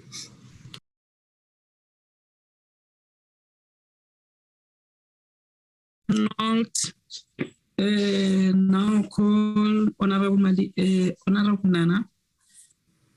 Well, thank you, Chairperson, and apologies for not switching on my video. I tried a short while ago, but I'm worried my bandwidth is not so stable. I got kicked out earlier on, so if you will bear with me, Chairperson. We understand. We understand the issue of dairy. Okay, thank you, Chairperson.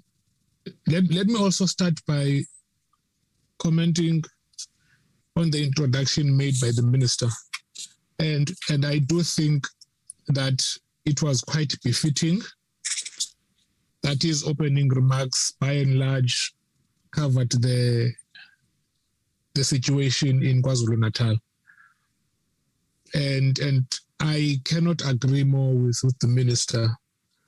I do know for a fact that South Africans as a nation, we have this special way of closing ranks and pulling together when we face adversity. And I have no doubt in my mind that as a country, we can do that again. So in her comments, the minister also mentioned something to the fact that her department with other partners are investigating the extent of the impact of sewage that got swept into river streams and the ocean. And again, I accept that. But you know, Minister, we have stood and I'm not trying to downplay the situation in KZN in any way. It's serious, but we have stood in numerous platforms in Parliament. I have raised the issue of sewage and used oil that has been running in Swartkops River in Port Elizabeth. And from Swartkops, it runs straight into the ocean. I have raised in some of my speeches the issue of raw sewage that runs through Cradock in the Eastern Cape, runs straight into Fish River, from Fish River straight into the ocean. I have raised the issue of raw sewage in Grahamstown, Makana, that runs straight into Machana River stream, straight into the ocean in Port Alfred. And the kind of zeal that your department minister is displaying this time around, I would want to urge your department to approach each and every sewage spill that goes into our river streams, that contaminates our river streams and eventually the oceans, with equal zeal. And if we can do so, I have no doubt in my mind, municipalities that are found to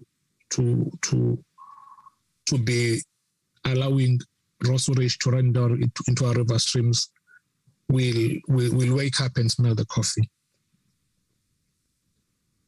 The first question that I would want to raise, Chairperson,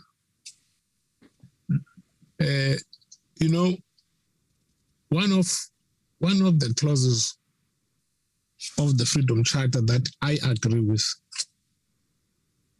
is that South Africa belongs to all who live in it, black and white. And when one talks of demographics, more often than not, we get to think that demographics essentially means one race group dominating other race groups or other race groups dominating one race group. My understanding of demographics is that if there is a government service, South Africans of all races must have an equal opportunity to access that service. Now, this takes me to the bursaries you mentioned, DG. I would like to know how many young South Africans in terms of their race groups that benefit from your bursaries, particularly the bursary that has got to do with maritime studies. Secondly,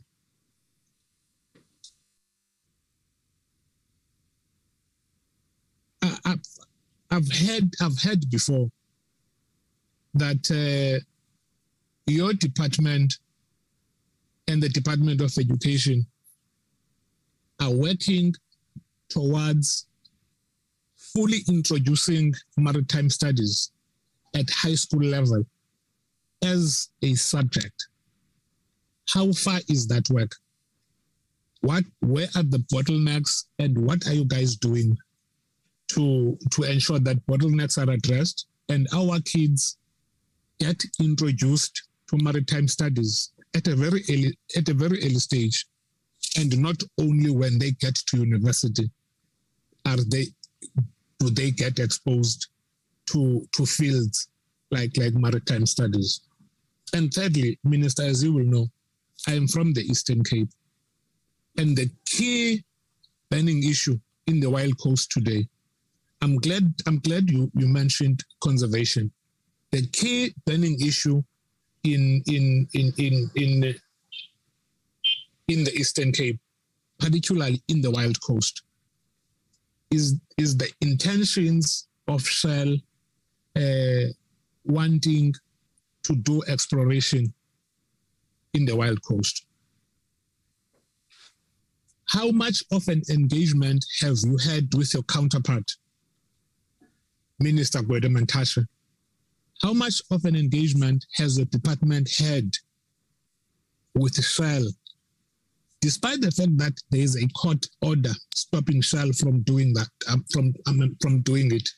How much of further engagements have you had with your counterparts, all role players that are affected, to stop Shell from continuing with exploration? And have the people of the Wild Coast been taken into confidence insofar as this is concerned?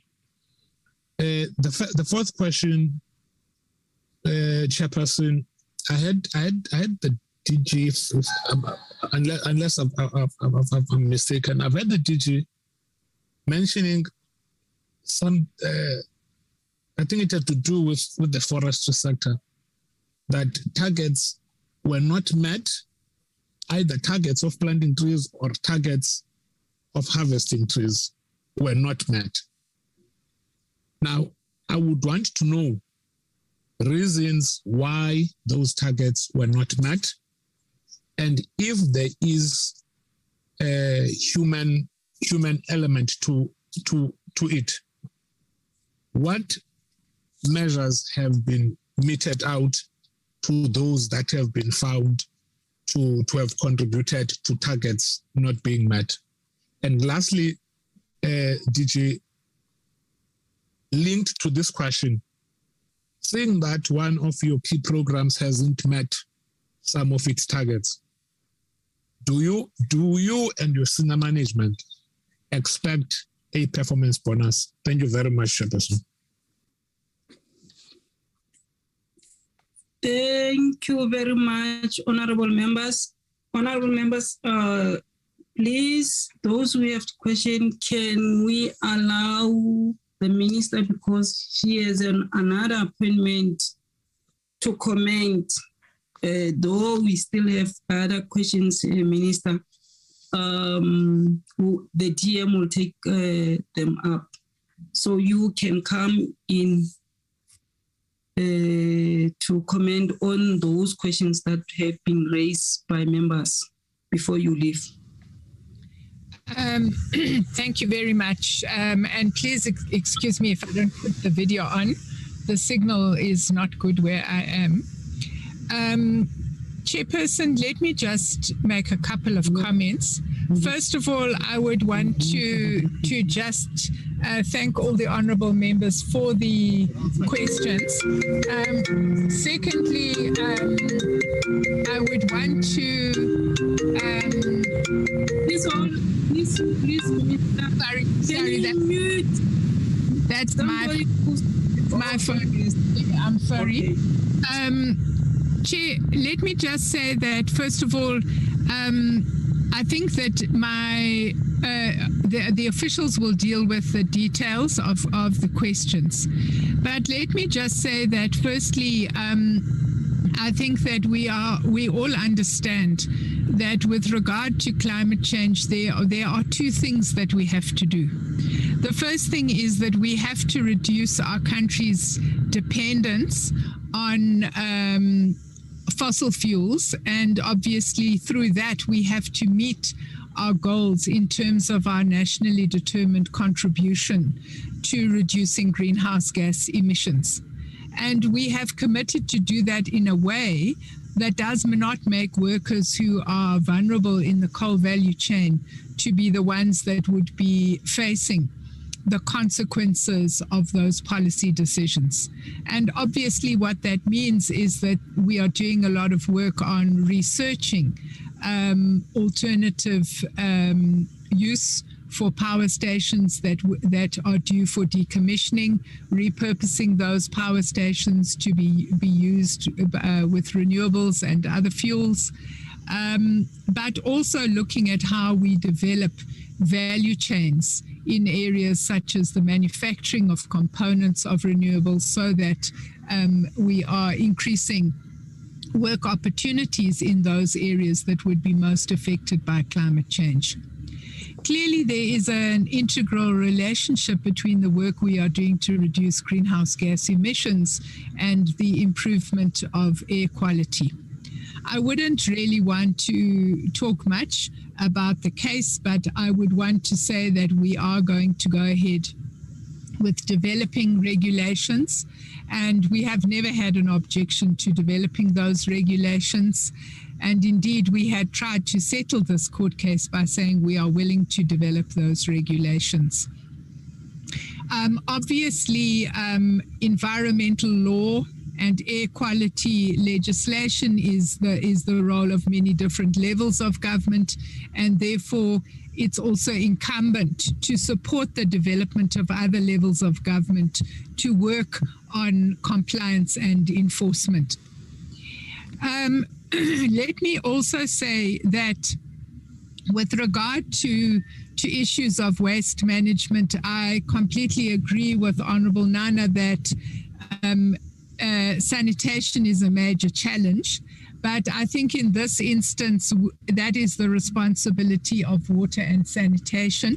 It's not the responsibility of our department. We would be more involved in issues of solid waste management. But we completely agree with him that the efficiency of water and sanitation in this instance must be replicated in other instances where there are spills. Because we are a water scarce country, and this type of pollution of our water systems is extremely serious. With regard to the issue of seismic blasting, in the particular instance that he is talking about, it's beyond our jurisdiction. I'm only the appeal authority. Otherwise, it's the role of Minerals and Energy. And I know that your committee covers both departments. So I think Honourable Nana's questions would be best put to the Department of Minerals and Energy. However, what I can share with you, Honourable Nana, is that because of public concern with regard to the nature of seismic blasting and on whether or not mitigation measures are adequate to protect ocean ecosystems and, of course, our fishing industry, we are engaging in this financial year in more systematic research on this matter so that we should be better able to inform public discourse on this matter. Let me pause there, Chairperson. Those are the additions that I would want to make, and I know DG and Deputy Minister will lead our team in answering all the other questions, and I want to thank you very much for the opportunity. Thank you very much, Minister. You are released, but before maybe you excuse yourself to our meeting, Minister, in our province, in our constituencies, we do have the disaster that caused by this issue of climate change. Also, like in KwaZulu-Natal, even here in Mahikeng and Tswayi, Mahikeng municipality and Tswayi, same have the floods in our municipality. Thank you very much, Minister. You are released. Honorable members, do you still have any questions? No, Chair. Akiri, Minister is leaving, but the Minister, not DG, will respond to other questions. Yes. Okay. Yeah. Let me say, DM, it is appeared to some concern that the climate change bill that was tabled on recently incorporate the much weaker as no longer applicable. NDC from 2015, the commitment should have been updated by 2021 NDC. Can the department give us clarity on this, please? The second one, the committee is focused on the development of aquaculture within the country. One of the challenges has been delays in the finalization of legislation to guide the aquaculture development bill is near to completion. But that was concern about previous consultation. Can the committee please get update on the readiness of the bill for being tabling? And then another question is on program 5, biodiversity and conservation. The target number of intervention in terms of wetland protection is also relatively conservative. Only 2 intervention per year. Is it sufficient considering the pressure that the ecosystems are facing? Also in program 5, the APP lists 800 jobs created with each biodiversity economy initiative. Clarity is needed about how is verified and how sustainable the jobs are. The committee will also want to see what is the future economy prospects of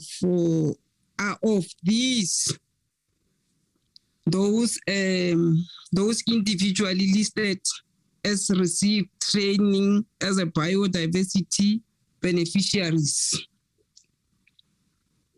And if you give us the answer, please tell us for these 800 jobs that you are listed, tell us each and every province that is going to receive how many jobs and how many jobs in their municipality. If you are not ready today for that, please give us that information before next week, Tuesday. And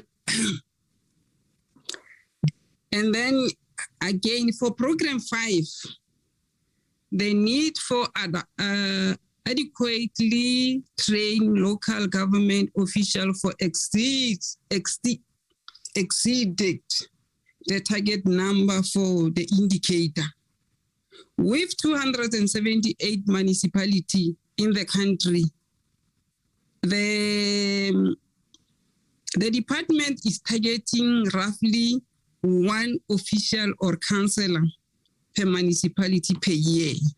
How will this training benefit each municipality if you are training 1 official or 1 councillor? Is it sufficient? And then for program 8, forestry management, the department targets number of hectares of temporary unplanted areas, TUPs planted. What these species will be planted? If exotic species are introduced, will this activity not negatively impact on the work of working for the water? Where these exotic trees are being removed from the watershed? Those are the questions that I would like to ask the department. And then let me say again, those are the questions. Let me pose the TM in your committee. Chairperson Chairperson, I managed to, I'm struggling with network this side as I'm on load shedding. I couldn't hear the one that was talking about forestry management where you spoke about the unplanted areas. But I heard the one that you spoken about the clarity on the climate change bill, and also the one on the aquaculture issues and the biodiversity and conservation, 800 jobs with regard to sustainability. Can I then request DDG from the compliance, I think is DDG from the compliance and monitoring to just respond on the issues of the bills. If not, I would ask those DDGs responsible for those areas just to give information to members with regard to those two bills. And then DDG Flora will then give us the information with regard to the 800 jobs with regard to their sustainability. I'm sorry, I couldn't hear on the issue of the forestry management as I was kicked out and then I came in, and I'm struggling a little bit because of I'm in the dark here. Thank you very much, Chairperson. Okay, ma'am. Thanks. Thank you very much, Deputy Minister and Honourable Chair. It is Vanessa Benderman, the DDG for Regulatory Compliance and Sector Monitoring. We're also struggling with networks. My apologies. With regard to the aquaculture bill. Sorry, DM, because most of the members are complaining about the network. Maybe they are not going to get the answers. Can't the department write those questions and they send us maybe by tonight or tomorrow? Because we want the debate is next week, that week. No, that's excellent, Chairperson. I think I wanted to propose that, but I wasn't sure whether it's only myself who's got a challenge with regard to the issues of the network.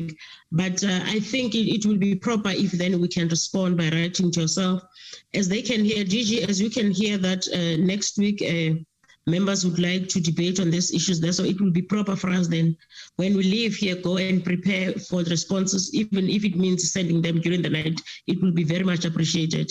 Thank you very much, Chairperson. And thanks to you, DG. No, thank you very much, TM, for coming in.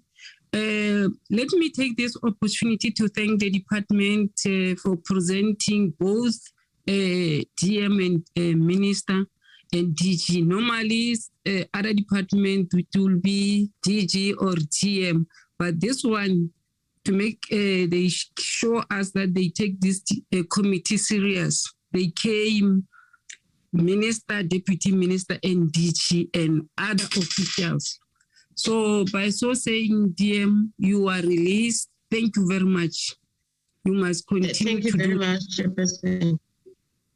And thanks to the members. With us, Chairperson, always together, myself and the Minister and the team. Thank you very much. And the team. Thank you very much. Thanks. Members, while the members are leaving, can we continue with the business of the committee? Let me put the previous minutes in front of you for adoption, honorable members.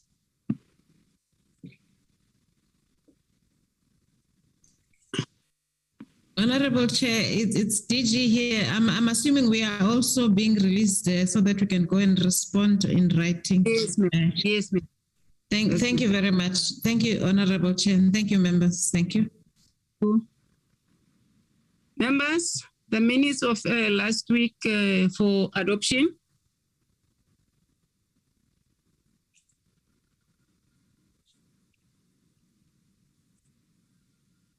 Honorable member.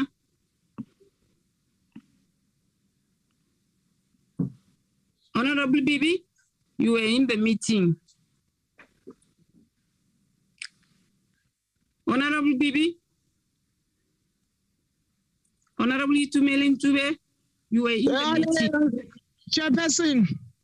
Yes. Chairperson, I'm sorry, ma. I'm in the bundles here. Yeah, the minutes and the report of last week. Okay. No, yes. Or I move for the adoption, sweetheart. Any second? Let me second, Chairperson. Ncube here. Okay. It was the Tuesday's minutes, ne? And then the 90, is it the 90? Okay, let me, Chairperson, if you may. We adopted the minutes of last week, which was 19 April. Now we need to adopt the budget vote report from last week's meeting. It was circulated to all members.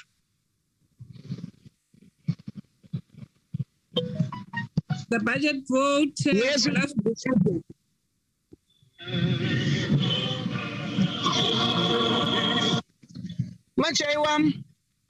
Yes.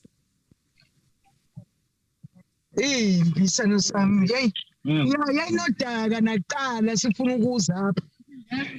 Sangisibekwazi sayinge okay ke mama. Okay, sure good. Izophindela emuva manje ngiyabonga sithando. Thanks dad. Yeah, my thought. Well, sorry. The budget for meeting for the budget for department. Are you moving? Yes, I'm moving, Chairperson. I'm moving for the adoption of that budget, Chairperson. Any seconder? Any seconder? Honorable Itumeleng, you were in the meeting. Chairperson, can I just check if Mama Bibi is sure that she is moving with that adoption, because it would seem she is quite busy where she is. No, she told us that she's in the bundles there and there.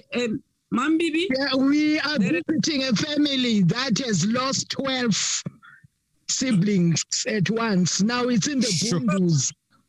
So that's bad. So that's yeah, and three out of that 12, there were 15. 3 of them are not found. That's bad. Terrible, but we want to be sure that you are moving for adoption of the budget. It's terrible, yeah. Yeah, that's bad. Yeah, sweetheart, yes. I'm moving for it, sweetheart. I'm moving for the adoption of the budget. Okay. Any seconder? Chair, you can also second. I can second because other members, Honorable Arnold and Honorable Ncube, they were in the meeting, but they are not. I second. Chair, the only item left is the minutes of the 22nd of March, which was not adopted last week. We need someone to propose and second. I propose. Oh, Ma'am Bibi. Yes, I move for the adoption of the minutes. And then I second. Thank you, Chair. That concludes the business. Thank you very much, honorable members. And Ma'am Bibi, be strong, Ma'am. I will, I will, Master. Affected by the issue of the climate change. It affects everybody in the country. This is not a good for us. Yes, and it's very bad. Yeah, it's bad. We will keep on praying, and I will request all to continue. Thank you. Thank you, Chairperson. Mama Bibi, I can assure you, the rest of you in KZN is in our prayers. Thank you so much, bro. Thank you so much. Keep strong. Thanks, bad guys. It's very, since in the morning we're visiting siblings that are not yet found. Others, hey, funerals are tomorrow. We have got to attend to that, all those things. Yeah, it's so bad, guys. Very bad, members. It is. Yeah, it's very bad. Yeah, thank you so much for your support, guys. I really appreciate it. As Honorable Nana said, pray for the province, the entire province. We will continue to do that. Thank you very much. Honorable members, this come to conclude our meeting. Thank you very much for attending the meeting, from meeting after meeting, and even if there was no, you came to the meeting. Thank you very much. It shows a commitment. Thank you very much. This meeting is officially adjourned. Thank you. Bye. Bye. Thank you very much. Bye. Thank you. Bye, guys. Bye, bye, Mama. Recording Bye, stopped. Thank you, guys. Thank you so much for support.